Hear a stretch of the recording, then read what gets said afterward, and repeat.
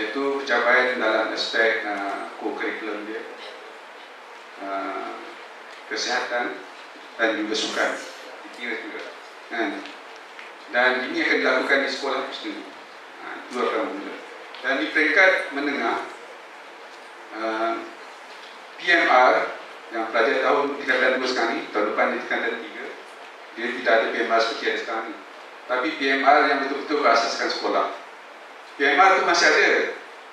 PMR itu ada, tetapi bukan peperiksaan, tetapi yang dinilai oleh guru-guru di tingkat sekolah berdasarkan ada panduan mestikan oleh Kementerian Pendidikan Tinggi. Jadi tujuan di sini nak meletakkan dia punya penekanan approach tadi, daripada meletakkan peperiksaan dulu, baru kita tengok pencapaian, baru kita kata pembelajaran macam mana. Tapi kita nak letakkan pembelajaran dahulu. Guru-guru merangka pembelajaran di bilik darjah, tengok bagaimana pelajar-pelajar itu berlaku perubahan dalam proses pembelajaran, baru kita melakukan pentaksiran. Dan pentaksiran itulah untuk pembelajaran, bukan dinamakan tentang pembelajaran. Dalam bahasa ini dipanggil assessment for learning, di mana data daripada itu untuk membantu bagaimana dia boleh meningkatkan lagi pembelajaran. Tapi kalau sekarang, kalau dia dapat A, A sajalah, kita tak tahu apa lagi. Kalau dapat E, E. Kalau tak boleh, kena repeat lagi. Tetapi bagaimana kita nak jadikan pentaksiran itu bukan satu proses pengajaran dan pembelajaran di dalam kita. Dia merupakan satu proses yang perubahan yang saya rasa bukan mudah. Sama sekali bagaimana kita nak menyaksikan guru-guru sendiri yang selama ini dah memang biasa dengan sistem peperiksaan. Kalau kita baca dalam surat khabar, ramai yang komplain kata mengapa kita tidak teruskan seperti apa yang ada sekarang. Mudah ada di kementerian, kita cuma buat peperiksaan saja, tetapi dia banyak akan menyebabkan kerja-kerja terhadap guru dilakukan dalam bilik darjah, dan banyak aspek-aspek pengurusan bagi guru, bagaimana nak mentadbir taksiran di peringkat sekolah. Tetapi apa yang kita harapkan akhirnya ialah guru itu sendiri dapat menguasai, menguruskan proses pengajaran pelajaran, supaya pelajar-pelajar itu ada lebih respect pada guru. Dia tahu guru yang penilai sini. Daripada dia tak respect guru yang belajar sekarang, dia lebih respect pada guru tuition dan lebih bergantung kepada keputusan yang akan dikeluarkan oleh lembaga peperiksaan. Maknanya dia lebih teacher-centered. Teacher-centered. Teachers and student centered. Okey, baik. Ustaz bercakap soal teacher-centered ataupun student-centered, cikgu. Saya bersembang-sembang dengan cikgu-cikgu di peringkat grassroots ini, di mana kita dapati kalau IPSR sebagai contoh diadakan pada bulan 9 atau bulan 8. Habis di IPSR, cikgu-cikgu jugalah kata tak masuk kelas, exam habis. Berat sajalah. Semua dah lalui semua ni. Sebab habis di IPSR mulalah bawa apa papandam lah. Tak kan? Saya dina lah kan? Tanggal 31 kan, merdeka. Sebab dah tak belajar. Dan ada juga sekolah kata tak datang sekolah, tak apa sebab dah tak belajar. Maknanya yang exam orientedkan itu bukannya exam, tapi orangnya. Lantaran itu, bagaimana kita nak menjayakan pentaksiran berdasarkan sekolah ini kalau orang itu bermasalah? Sebab dilihat kadang-kadang sistem pembangunan guru itu tidak dilakukan secara optimal. PKG contohnya, pusat kegiatan guru, digunakan hanya untuk mesyuarat guru-guru besar. Tak digunakan untuk program-program latihan guru-guru. Komen je. Oh, mencari pula kan.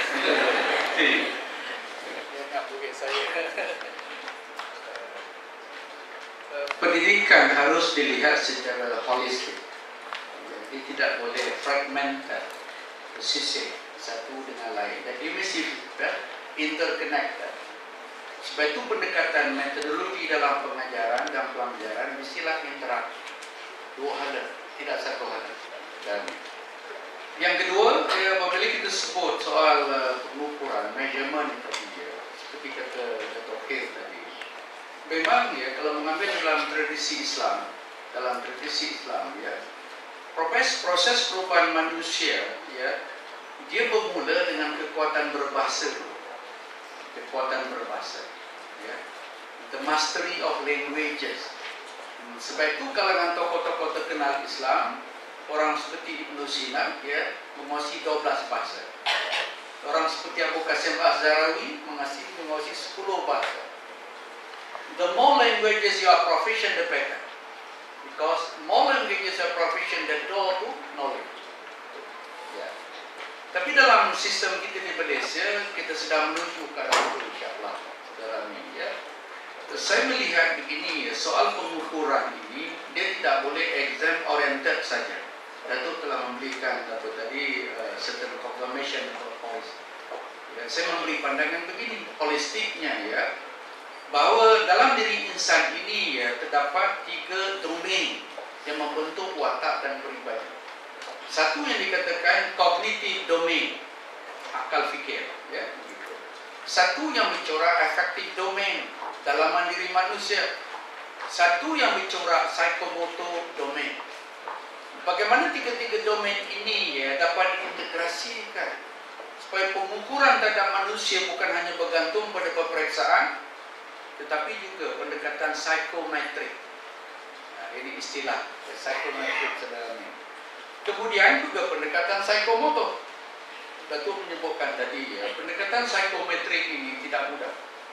Walaupun ada kaedahnya, tidak mudah. Mengukur benda-benda yang kadang-kadang subjektif tentang akhlak, tentang moral kan tidak mudah. Tetapi katalah ya, pendekatan kognitif, yaitu peperiksaan, kita beri ke 60 markah. 20 markah lagi kita ambil daripada pendekatan co-curricular. Co-curricular ini bukan dalam bentuk sekarang macam saudara melihat kan. Co-curricular itu sendiri ada curriculum. Ada curriculum. Ada guru yang terlatih. Ada kepakaran dalam co-curricular. Contohlah dalam co-curricular ya. Iaitu guru kita masuk ke dalam club sign. Ya. Ada pimpinan, ada pengikut, ada jawatan kuasa, ada ketua. Ya. Setiap posisi ada markah. Kemudian kita wujudkan kurikulum, program-program yang bersifat, ya maknanya tadi keluar di bilik darjah, ya, membuat kajian, membuat siasatan, menghasilkan jurnal, membuat ketelah penyelidikan, melakukan laporan, lakukan pembentangan di kalangan guru-guru pakar dalam bidang itu. Jadi anak-anak tadi tidak hanya belajar benda yang theoretical, yang kognitif, ya, tapi ketelah dia belajar sains. Dia mengkaji tekan ikan, dia mengkaji tentang air, dia mengkaji tentang tumbuhan, dia mengkaji tentang yang lain-lain saudara ahli, ya. Dibuat report, dilakukan jurnal, ya, dibuat kajian, dibuat references. Kemudian bentangkan pada guru-guru pakar. Hasil daripada seluruh kerja yang bersifat luar bilik darjah ini dinilai dan beri 20%. Satu komponen daripada pendekatan holistik. Satu lagi ekstrakurikuler. Ekstrakurikulernya ada permainan, sukan, silat, persatuan, beruniform, saudara, dan begitu. Beri makna yang betul-betul. Kalau dia seorang yang minat dalam bidang martial art, bidang seni, bidang kebudayaan, bidang permainan, bidang sukan, kan, bidang silat, segala macam, saudara, dia betul-betul ahli dan pakar akhirnya. Dia terlibat, ada credit hours diberi, kan. Kalau ini semua sudah kita cantumkan 20% co-curricular, 20% extracurricular, 60% yang bersifat kognitif, luar biasa pembentukan watak yang holistik. Yang kedua, akhirnya sudah kena masa terbatas ya. Apa corak tradisi pendidikan Islam dalam konteks pengajaran dan pembelajaran saudara?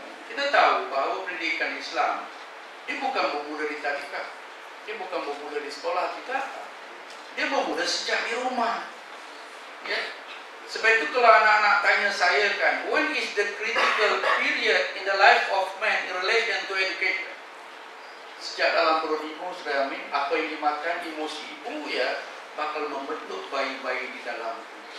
Lahir hari pertama sampai mumayyiz sampai akhir balik. Di situ tapak-tapak diri dibina, akhlak, kesantunan, peribadi. Sebab itu kehebatan sistem di Jepun anak-anak yang begitu ya. Di peringkat tadika, ya, di peringkat daycare ni ya, dia tak beri bahan-bahan ilmu, tidak. Dia ajar tentang etika, dia ajar tentang kesantunan, dia ajar tentang adab. Ini berlaku di Finland, anak-anak. Ini berlaku di Amerika, nak. Saya pernah belajar di sana.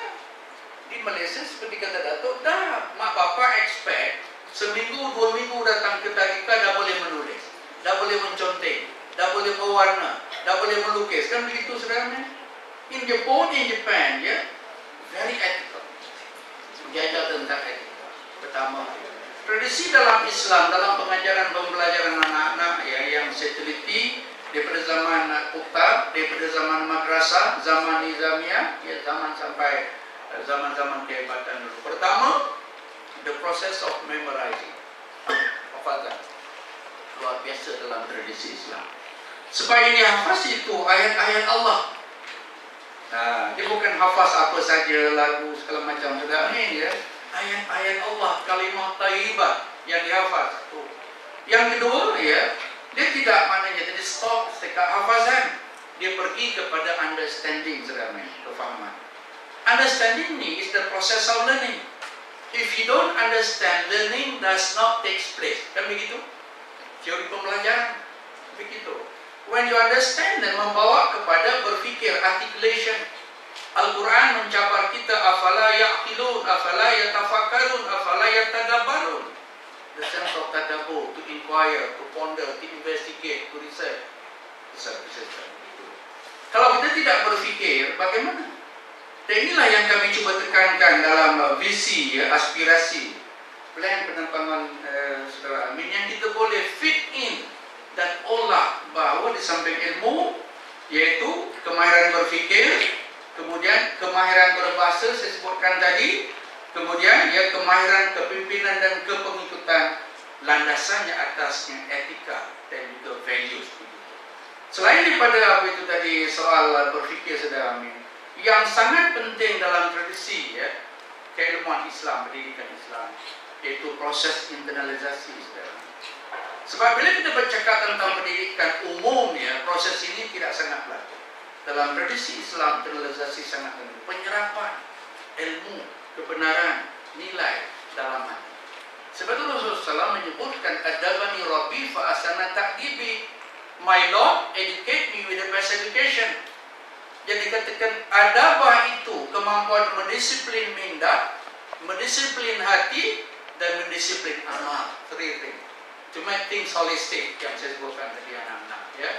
Proses penyerapan ini sangat payah kerana dalam pendidikan Islam kita tidak hanya berbicara tentang yang tangible, yang empirical, yang nampak, yang boleh dibilang, yang boleh diunitkan. Kita berdepan dengan faktor ghaibiyah saudara. Ya, kita dengan Allah, kita dengan pencipta. Sebab itu kelemahan hari ini umat Islam saya perhatikan ya, fokus banyak pada ilmu-ilmu diniyah agama. Tentang akidah, tentang ibadah, tentang fiqh, tentang syariah, tentang akhlak. Bagus. What about ilmu tentang civilization, tamadun?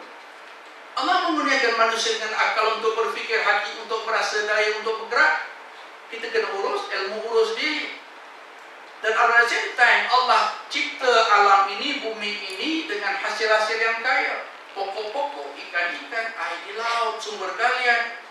Kalau umat Islam ya dengan sistem madrasah yang ada tidak mengolah ilmu mengurus sistem, tidak ada tamadun berlaku dan kita tetap menjadi pengguna kepada kekuatan orang lain, khususnya orang barat dan timur. Nah, ini proses articulation dan akhirnya proses manifestation. Dalam Islam kita lihat Al-Quran memberikan asas illal ladzina amanu wa amilus shalihat. Orang-orang yang beriman, percaya dan yakin, dia terjemah diri, watak, pribadi, behavior dia, itu amal saleh saudara Amin. Ya, hari ini saya penutup, yaitu produktiviti rohania orang Islam tinggi, tahajudnya hebat, qiyamul tinggi, ya, pergi umrah selalu, pergi haji pun berulang. Kena banyak pek orang Malaysia saudara Amin. Sayang, produktiviti amalia orang Islam relatif rendah. Kita tidak menampilkan model alternatif, model-model yang Islami untuk menggenapi sistem ini. Terima kasih. Masya Allah. Itu dia. Cikgu Siddiq menekankan bahawa kita umat Islam perlu produktif, bukan selamanya kita menjadi pengguna. Dan bila Cikgu Siddiq menyatakan tentang Jepun, saya teringat balik apabila selepas pengeboman Hiroshima Nagasaki, Japan was zero.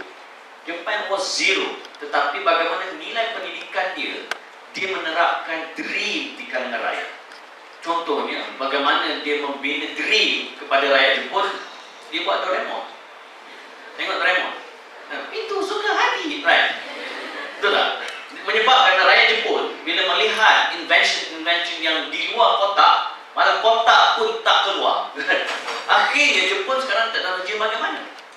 di luar. We are beyond comparison dengan Malaysia.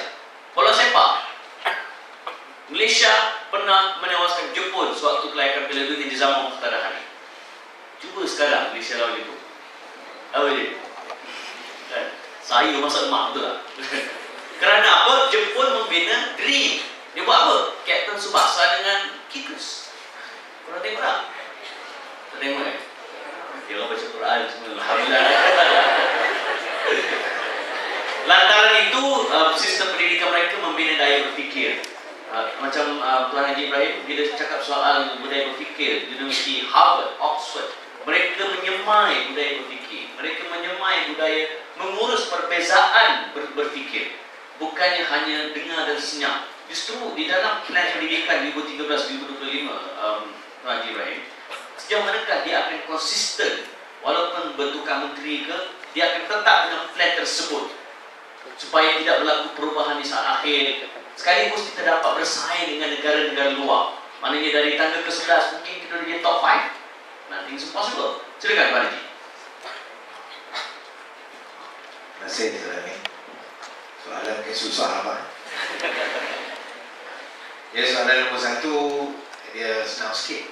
Ya, 1A itu definition, 1B explanation. Bila 1C itu kan complication. Jadi balik pada persoalan tadi, saya kira perkara yang penting dalam isu dari segi kemahiran berfikir ataupun kebolehan daya fikir ini,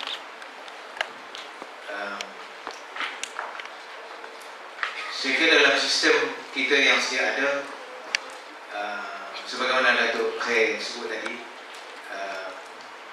hasrat untuk menzahirkan graduan ataupun mereka yang telah melalui pendidikan ini dalam bentuk yang holistik itu boleh kita kata tidak tercapai sepenuhnya. Mungkin ada sebahagian kecil dengan keupayaan, kebolehan, dengan persekitaran dan kesungguhan individu boleh mencapai dari segi konsep holistic development itu. Tetapi dalam secara acuannya, pada pandangan saya kira mungkin yang seperti yang Prof. Siddiq sebut tadi, agak sukar untuk kita mencapai. Jadi kalau kita ambil dalam satu segmen sebahagian daripada itu ialah dari segi keupayaan berfikir. Keupayaan berfikir, saya nak cakap dalam dua dimensi. Pertamanya dari segi sistem pendidikan ataupun suasana pembelajaran di sekolah, termasuk juga mungkin di universiti, di mana kecenderungan untuk memberi galakan kepada ruang berfikir ini agak terbatas. Entah macam mana, sebab apa, mengejar kurikulum, mengejar silibus, dan apa saya mungkin itu jadi hambatan, jadi kita terkejar dengan itu. Tetapi satu elemen lagi ialah dari segi nilai diri. Kalau kita cakap dari segi guru, pensyarah, kita lazimnya mengukur berdasarkan framework kita. Seorang guru mengukur berdasarkan dimensi dirinya sendiri. Dia bukan mengukur dari segi nilai ilmu dan keilmuan itu. Jadi jika dia tidak suka, macam Tuan Amin sebut tadi, budaya diam tadi, kan? Jadi kalau cakap banyak, itu tak bagus. Jadi kalau begitu, tak payah cakap itu bagus. Soalannya begitu. Ada juga Tuan Haji bila mengkritik, dia label sebagai pengkhianat negara. Allah. Bila bagi pandangan. Bila bagi pandangan, ini ekstrim. Kalau bagi kritikan, itu pancung terus. Contohnya lah. Contoh. Saya apa tadi? Listen. Jadi kelaziman kita ialah kita tidak meraihkan ruang untuk bertukar fikiran, untuk menajamkan pemikiran, untuk berbincang, untuk berbahas. Dan apabila ada argument, ada satu pihak memberi pandangan lain, maka kita menganggap orang itu ingin tidak bersetuju kita dan menentang kita. Itu saya kira mungkin tak ada statistik lah, tapi laziman kita condong ke arah itu. Tetapi pemikiran dengan keadaan yang terbuka, memberi ruang untuk berbahas, berbincang, brainstorm ke, otak ribut ke apakah, itu mungkin budaya itu perlu disuburkan lagi lah.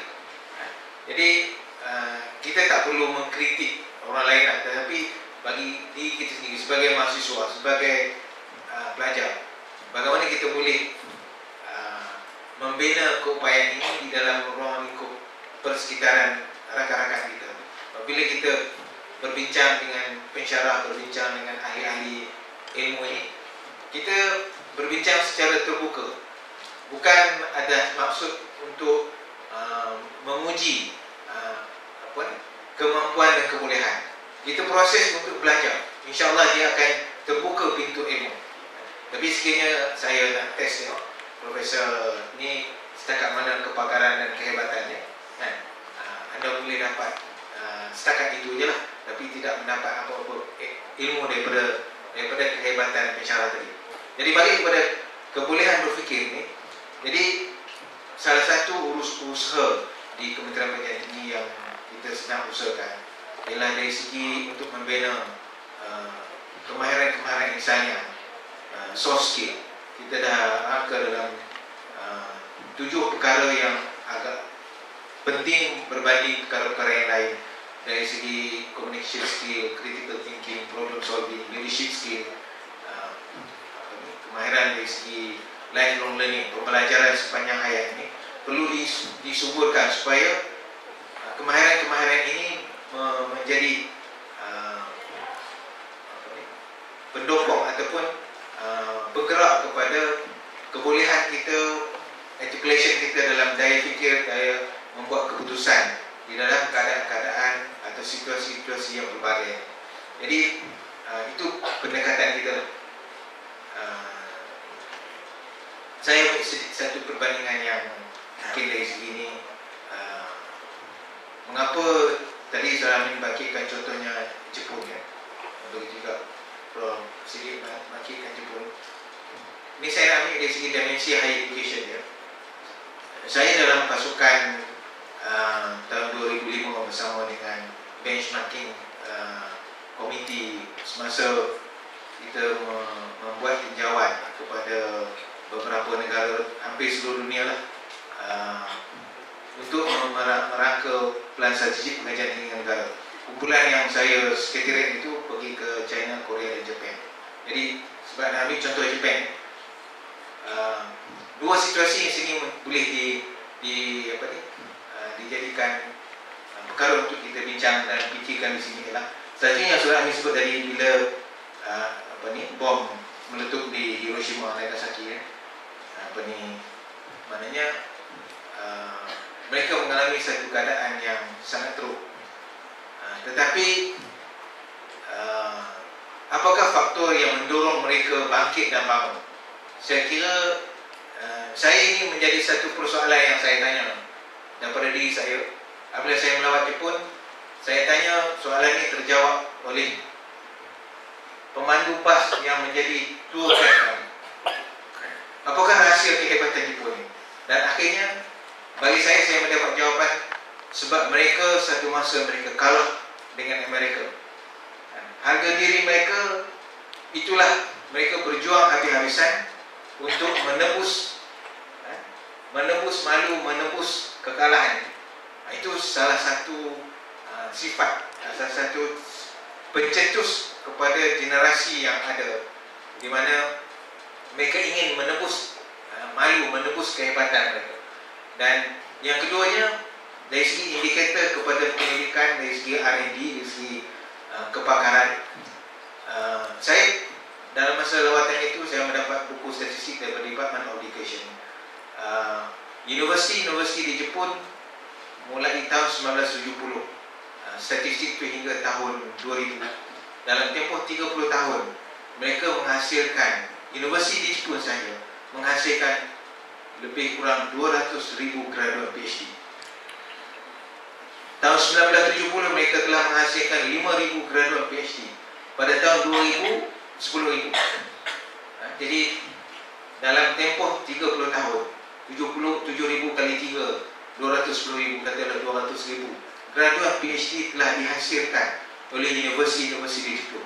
Itulah kekuatan dari segi brain, dari segi keupayaan pemikiran, bagaimana mereka menggerakkan negara mereka. Sekiranya kita belajar di peringkat ijazah pertama, bachelor degree, maknanya kita belajar daripada orang lain, belajar daripada guru.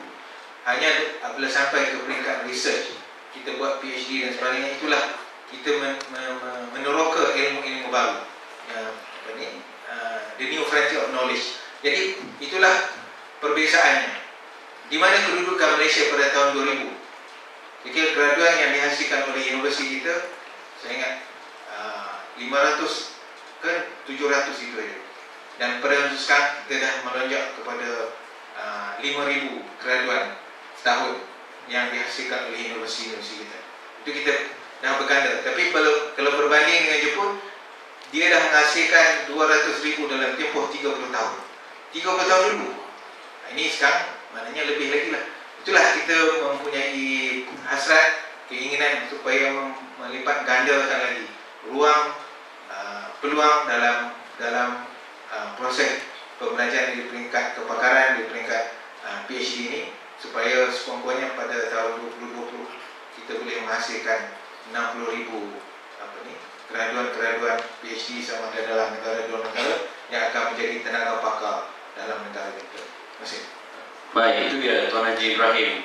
Saya akan ikutkan, soalan ada banyak lagi tentang pengangguran, tentang practical against theory, tentang islamisasi dalam pendidikan. Tetapi memandangkan kita nak menyemai budaya berfikir, kita nak menghapuskan politik diam di kalangan mahasiswa, maka saya tanpa melengahkan masa membuka ruang seluas-luasnya untuk anda bertanya soalan kepada ahli-ahli panel.